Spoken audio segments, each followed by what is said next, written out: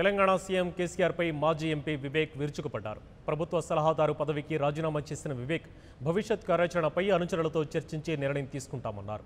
గతంలో ముఖ్యమంత్రి కేసీఆర్ పెద్దపల్లి జిల్లాకు వెంకటస్వామి పేరు పెడతారని చెప్పి మోసం చేశారన్నారు. టీఆర్ఎస్ అభ్యర్థుల ఓటమికి ప్రయత్నం చేశారని, తనపై అసత్య ఆరోపణలు చేస్తున్నారని నిరూపిస్తే రాజకీయ సన్యాసం తీసుకుంటారని సవాల్ విసిరారు వివేక్. టీఆర్ఎస్ను వీడిన తర్వాత బానిస సంఖ్యలు తెగాయని చెప్పారు. ఇక ప్రజల మధ్య ఉంటారని వివేక్ స్పష్టం చేశారు. ప్రజల నిర్ణయం ప్రకారమే భవిష్యత్తు కార్యాచరణ ఉంటుందని వెల్లడించారు. పదవిలో ఉన్నా లేకపోయినా పెద్దపల్లి పార్లమెంటు ప్రజలకు అందుబాటులో ఉండి సేవ చేస్తానని వివేక్ పేర్కొన్నారు.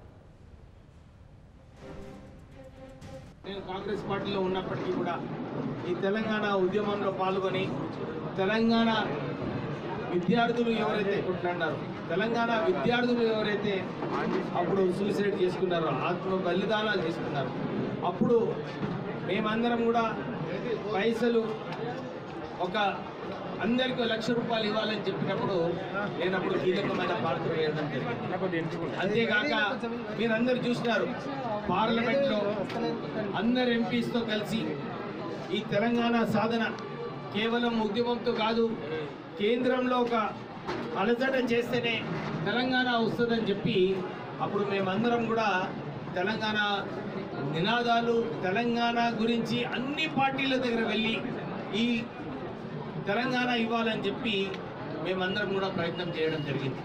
ముఖ్యమంత్రి గారు నన్ను పిలిచి, లేదు నువ్వు ఉద్యమంలో ఇంత పని చేసినావు, నువ్వు మళ్ళీ తిరిగి రావాలి టీఆర్ఎస్ పార్టీ కంటే నేను వెళ్ళడం జరిగింది. మీరందరూ చూసినారు, ఆ జాయినింగ్ సమయంలో కూడా కేసీఆర్ గారు ఏదైతే మేము ఉద్యమంలో For more updates, please subscribe 99 TV Telugu.